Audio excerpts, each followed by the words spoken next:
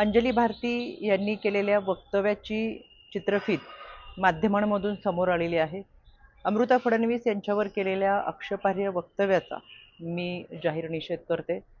कोणत्याही व्यक्तीला काम करत असताना त्याला दिलेला संविधानाचा अधिकार आणि त्यातून त्याला मिळालेला जगण्याचा अधिकार प्रत्येकजण आपापल्या पद्धतीने जगत असतो, पण त्याच्यासाठी टीका करणं आणि ती अतिशय खालच्या पातळीला जाऊन टीका करणं हे अत्यंत चुकीचे आहे।